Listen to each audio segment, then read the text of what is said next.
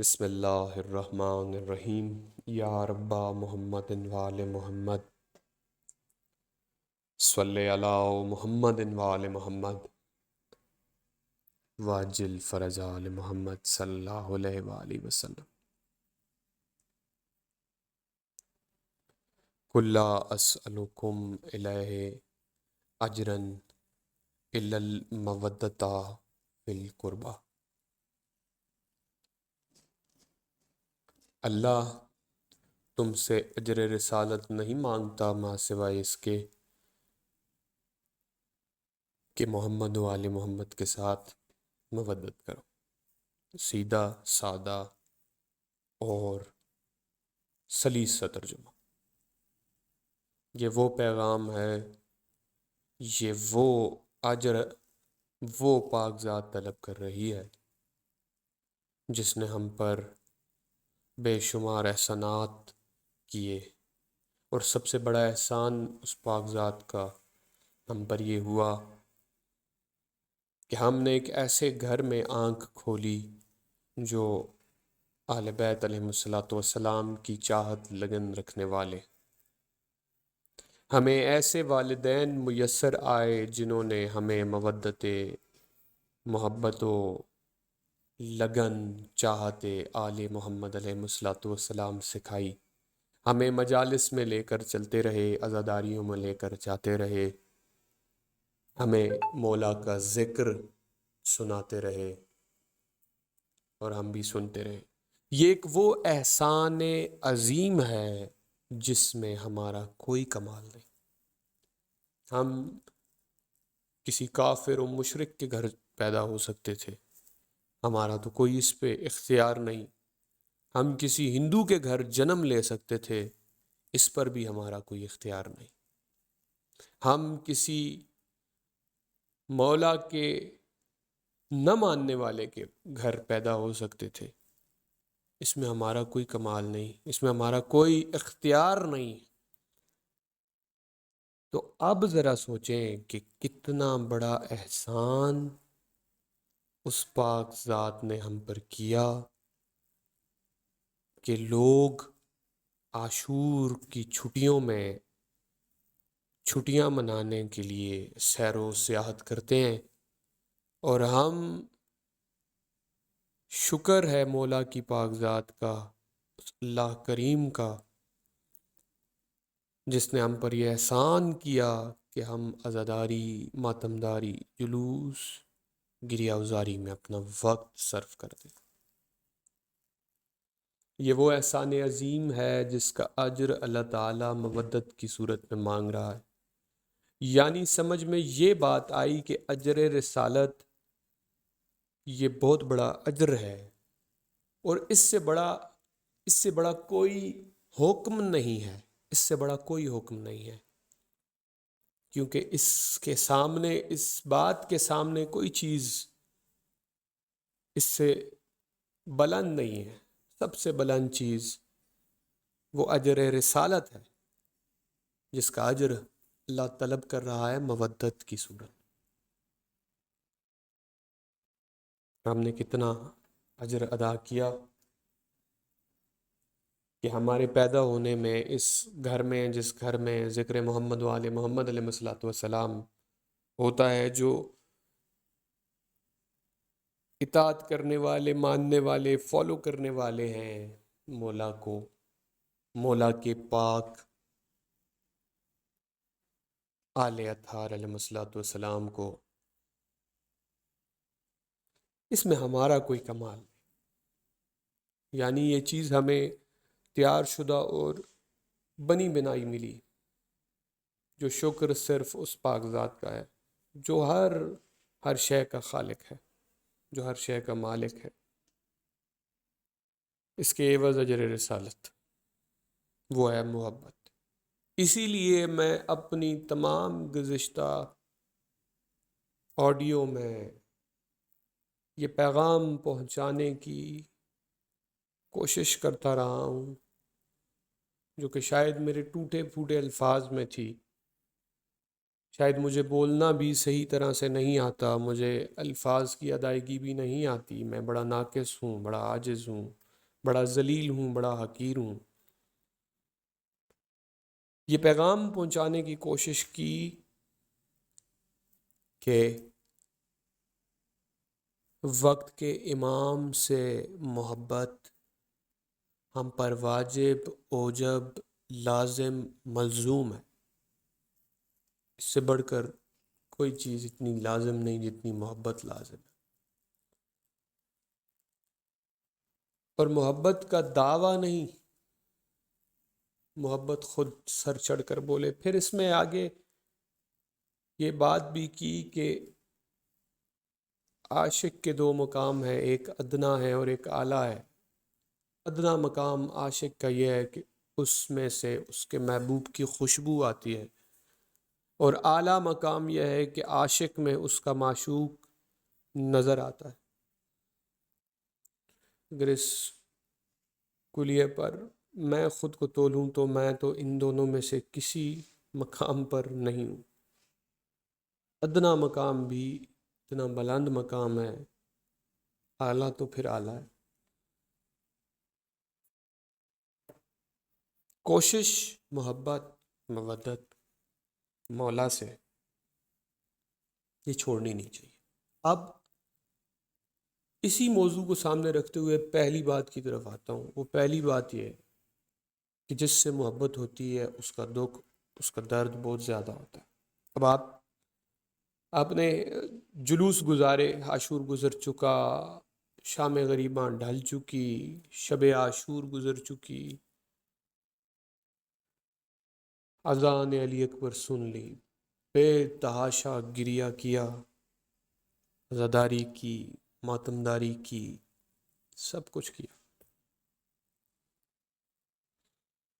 یہ محبت تھی نا، کچھ چاہت تھی، کچھ لگن تھی کہ مظلوم کربلا علیہ الصلوۃ والسلام کا پاک اسم سنتے ہی آنکھوں میں آنسو آ جائے، مصائب میں دھاڑے مار مار کر روئیں۔ ان ہستیوں پر رونا چاہیے۔ یہاں آ کر ایک بات انتہائی اہم آتی ہے جو کئی دفعہ میں کر چکا ہوں۔ ہم کسی بھی گھر میں، کسی شخص کے گھر میں جاتے ہیں جہاں پر فوتگی ہوئی ہو، دنیاوی مثال دے رہا ہوں، تو ہم اس کے وارث کے پاس جا کے تعزیت کرتے ہیں۔ ہم روئے، سب کچھ کیا۔ میں نہیں جانتا کس نے تعزیت اپنے وقت کے امام کو پیش کی، نہیں کی، کیونکہ ہم کسی کو منوا نہیں سکتے، صرف بتا سکتے ہیں، پیغام پہنچا سکتے ہیں، اور جس کا حکم ہے، باقی کوئی مانے نہ مانے یہ اس کا نصیب، اس کا مقدر۔ کس نے تعزیت پیش کی، کس نے مولا کی بارگاہ میں پرسہ پیش کیا؟ جو وقت کے امام ہیں، اور وقت کے امام امام زمانہ ہیں، مولا امام مہدی علیہ الصلوۃ والسلام۔ ان کی بارگاہ میں کس نے تعزیت پیش کی، کس نے پرسہ پیش کیا، کس نے مولا کو یاد کیا؟ ان سے بڑا کوئی ماتمدار ہے؟ ان سے بڑا کوئی عزادار ہے؟ ان سے زیادہ کوئی غمگین ہے؟ نہیں ہے۔ ان سے زیادہ کوئی تنہا ہے؟ نہیں ہے۔ ان سے زیادہ کربلا کا دکھ کسی کو نہیں، ان سے زیادہ غم ان پاک ذوات مقدسات کا کسی کو نہیں۔ حقیقی منتقم، حقیقی وارث وہی ہے۔ اب جب مصائب میں جب رونا آتا ہے، جب ہم روتے ہیں دھاڑے مار کر، چیخیں مار کر، ماتم کرتے ہیں، سینے پھاڑتے ہیں، زنجیر مارتے ہیں، خون نکالتے ہیں، زنجیر زنی کرتے ہیں، تو اس کے پیچھے مقصد کیا ہے؟ کیا مقصد ہے؟